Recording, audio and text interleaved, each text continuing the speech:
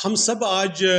जो जम्मू कश्मीर के हमारे एलजी साहब हैं मनोज सिन्हा जी, उनका जो अभिभाषण है, जो उन्होंने जम्मू कश्मीर की असेंबली में बजट सेशन में पहली बार आज जो सेशन स्टार्ट हुआ उस पर दे रहे थे, तो उसमें बहुत सी बातें हुई हैं। लेकिन आज जिस पर हम चर्चा करने थे वो एजुकेशन को लेकर उन्होंने जो बात कही,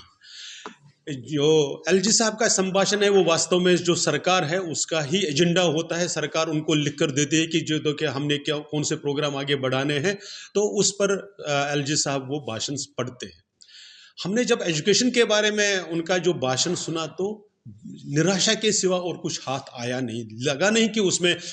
जो ये गवर्नमेंट है, नेशनल कॉन्फ्रेंस की जो सरकार है, उमर अब्दुल्ला साहब की जो सरकार है, वो सीरियस है एजुकेशन सेक्टर में रिफॉर्म करने के लिए और उसको आगे बढ़ाने के लिए। जो राष्ट्रीय एजुकेशन पॉलिसी है, नेशनल एजुकेशन पॉलिसी NEP 2022, जो यहाँ पर 2022 से लागू है, जिसमें 2024 में बार बार अप्रेजल करते हुए कि इम्प्लीमेंटेशन के नाम पर जो अपग्रेडेशन जो बार बार होती है, उसको ध्यान में रखकर कोई प्रोग्राम इनके सामने है। इस निराशा भरे वातावरण में हम कहना चाहते हैं कि आप तो कह रहे हैं कि हम एजुकेशन का हब बनाएंगे, जम्मू कश्मीर को बनाएंगे कैसे, वो कब बताएंगे? हमें उम्मीद है कि जब बजट प्रेजेंट हो जाएगा 7 तारीख को, जब उमर साहब की सरकार का पहला बजट आ जाएगा, उसमें वो सारे प्रावधान रखे जाएंगे और बजटरी एलोकेशन हो जाएगी इस बात को लेकर कि जो जम्मू कश्मीर में एजुकेशन सेक्टर को इम्प्रूव करे, जो जम्मू कश्मीर में एजुकेशन सेक्टर को नई एजुकेशन पॉलिसी के तहत आगे बढ़ाए, ताकि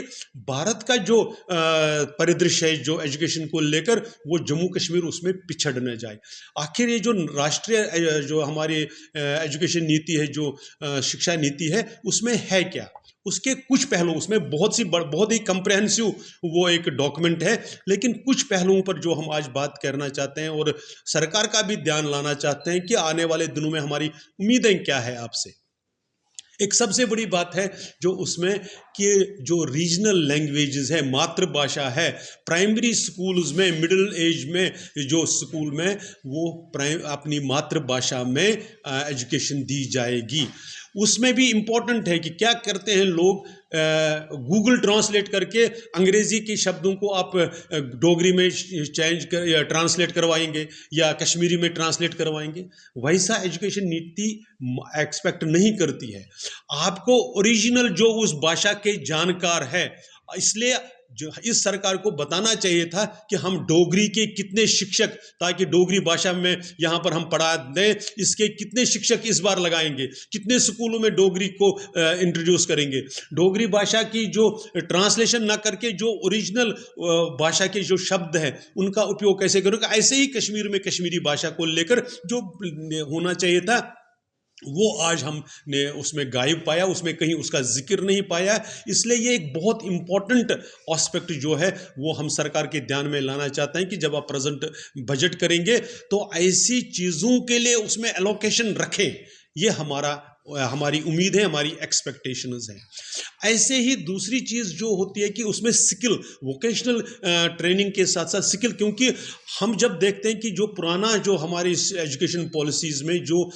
सिस्टम है, उसमें से जो ग्रेजुएट्स, पोस्ट ग्रेजुएट्स भी निकलते हैं, तो इंडस्ट्री उसमें उनको नौकरी के लायक स्किल्ड, प्रॉपरली स्किल्ड ऐसा उनको नहीं मानते। इसीलिए 2020 की जो एजुकेशन पॉलिसी थी, जब यो इसका डॉक्यूमेंट आया था, उसमें वोकेशनल ट्रेनिंग, स्किल ट्रेनिंग पर बहुत थ्रस्ट दिया गया है, जिसमें केंद्र सरकार ने लगातार कोशिश करी है, बजट लगाकर भी, और कोशिश की अलग स्किल मिनिस्ट्री लगाकर भी, ताकि बच्चे राइट एज में, राइट टाइम पर, और वो जो रिजिड स्ट्रेटिफिकेशन थी डिसिप्लिन्स की, उसमें भी काफ़ी फ्लेक्सिबिलिटी लाई कि अगर आप साइंस के साथ साथ सिर्फ ये साइंस है, वो आर्ट्स है, वो रिजिड बैरियर्स तोड़कर आप कैसा भी अपना कोर्स तक डिज़ाइन कर सकते हैं। लेकिन जो जम्मू कश्मीर में हमारे जो एक्सपर्ट्स हैं या जो नेशनल लेवल पर भी, वो मानते हैं इस ट्रांसफॉर्मेशन के लिए, इस शिफ्ट के लिए आपको इंफ्रास्ट्रक्चर से लेकर एक्सपर्ट्स की और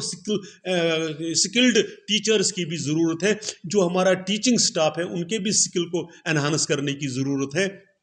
हम एक्सपेक्ट करते हैं, उम्मीद करते हैं कि जब यहाँ पर बजट प्रेजेंट हो जाएगा उसमें इसका सही ढंग से ध्यान रखा जाएगा, उसके लिए एलोकेशन सही ढंग से होगी। हम मानते हैं कि जो एक्सपर्ट्स भी बार बार कहते हैं कि जो एजुकेशन के लिए आपका फंड एलोकेशन है वो बहुत ही कम है, उसको बढ़ाने की ज़रूरत है। आपने अपने मैनिफेस्टो में भी उसको प्रॉमिस किया है।